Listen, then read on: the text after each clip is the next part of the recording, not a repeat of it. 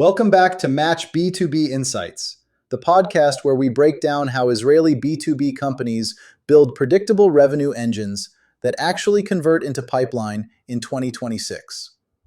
I'm Benny Fluman, founder of Match B2B. Joining me are Daniel Weiss and Brian Newman. And Daniel, I want to start with a piece of research from Gartner that completely shifted how I view B2B sales cycles right now. They found that in complex B2B purchases, buyers now spend only 17% of their total buying journey actually meeting with potential suppliers. Wait, 17% total? If they are evaluating 3 vendors, that means each sales rep gets maybe 5 or 6% of the buyer's actual time. Exactly, 5 or 6%. The other 80+% is self-guided research. They are consuming over a dozen assets, talking to peers, and looking at LinkedIn before you even know they are in the market. 5 or 6% of their time. That explains why outbound SDR motions that rely entirely on the cold email feel like hitting a brick wall lately. If you only exist to the buyer in that 5% window, you are just a vendor interrupting them. And that brings us to the psychological concept of familiarity bias. Human beings are hardwired to prefer things that feel familiar. It creates what psychologists call cognitive ease. If the first time a CISO hears your name is when Brian Newman sends a cold email asking for 15 minutes, their brain registers friction. But if they've seen your founder dissecting a structural flaw in their industry on LinkedIn for the last 3 weeks, the email doesn't trigger defense mechanisms. But Daniel, let's be precise here. We are not talking about the founder posting generic motivational quotes. We are talking about treating LinkedIn as a revenue operating rhythm. Moving from just doing activity to actually building infrastructure. Right, posting is an activity. A revenue operating system connects content that creates tension, signal detection, fast outreach, and CRM integration. It's a closed loop. So let's break down the logic of that closed loop. We use a 5-block weekly system. Block 1 is what we call insight engineering, usually on a Monday. And the goal here is to scale the founder's unique perspective without turning them into a full-time copywriter. We have them record a 10-minute voice note about a specific client pain point they solved that week.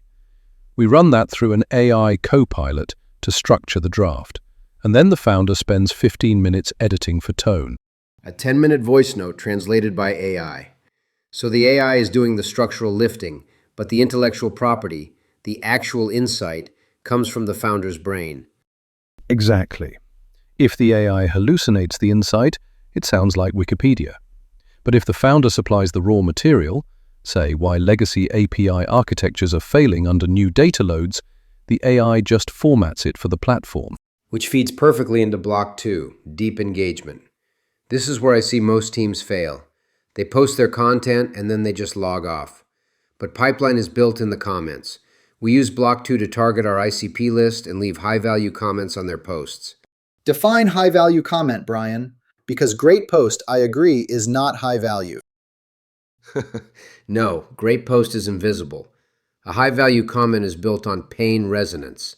It means challenging an assumption or adding a secondary layer to their point. If a prospect posts about the difficulty of hiring data engineers, you don't say "so true." You say the real bottleneck isn't hiring them. It's that they spend 40% of their first year just fixing messy data pipelines before they build anything new. 40% of their first year fixing pipelines.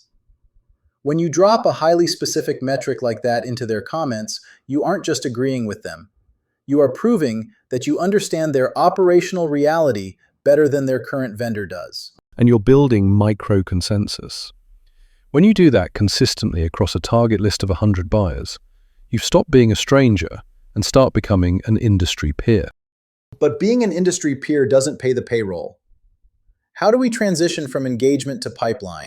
That's Block 3, outreach and follow-up.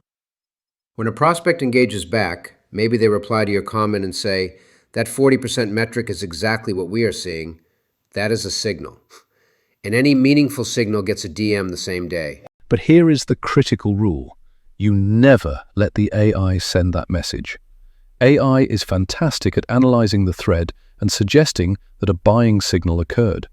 But if you automate the outreach, you inevitably send a pitch slap. A pitch slap destroys brand equity instantly.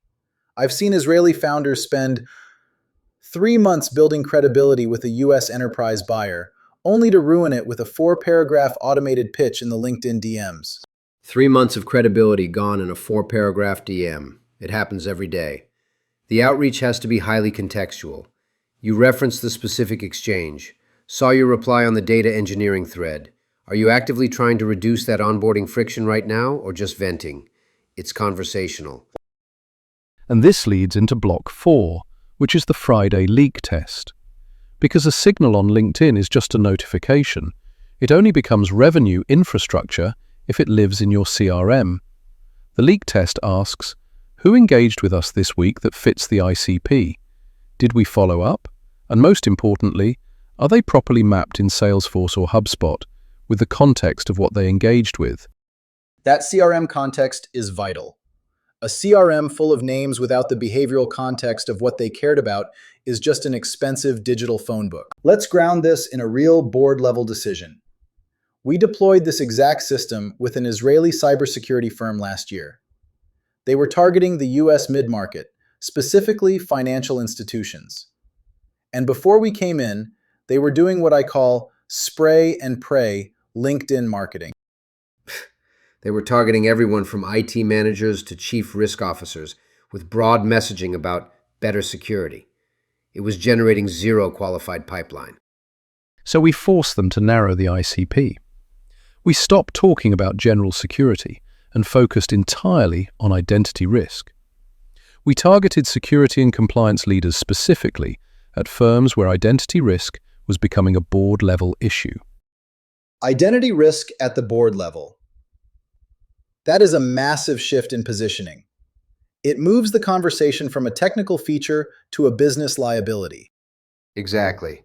And once the founder's content started speaking directly to the liability of identity risk, the engagement changed. We ran the 5-block system. We used AI to help identify the compliance leaders who were talking about this on LinkedIn. We dropped high-value comments on their posts. And structurally, we moved a founder from spending 10 hours a week writing scattered posts to just 3 hours of systemized, AI-assisted execution. The result? In 1 quarter, they generated 37 qualified conversations. 37 qualified conversations. And let's look at the revenue outcome of that. That cohort of conversations ultimately matured into 2.1 million euros in qualified pipeline. 2.1 million euros from a 3-hour weekly system. That isn't luck. That is what happens when your messaging aligns perfectly with the buyer's actual pain, and you have a disciplined mechanism to capture the signal. Which brings us to the operational reality of sustaining this. The biggest mistake founders make when they hear a case study like that 2.1 million euro pipeline is what we call the hero week. The hero week. They block out 8 hours, write 10 posts, comment on 50 profiles, send 20 DMs, and then completely burn out and disappear for a month. Disappearing for a month is the enemy of predictability. If you only show up when you are desperate for pipeline, buyers can smell the commission breath through the screen. This weekly rhythm only works if it is integrated into a broader 6-month go-to-market strategy. You cannot view LinkedIn in isolation. The insight engineering feeds your content. The deep engagement feeds your outbound SDR motion. The Friday leak test feeds your CRM and your sales forecasting. It requires treating marketing as infrastructure, not as a series of disconnected campaigns. You build the engine, you protect the 3 to 4 hours a week on your calendar, and you trust the compounding math of familiarity bias. And you never let the AI hit send on the DM. I think that's the perfect rule to end on. If you're a founder looking to build a revenue engine that actually respects how modern buyers make decisions in 2026, stop focusing on volume and start building structural alignment.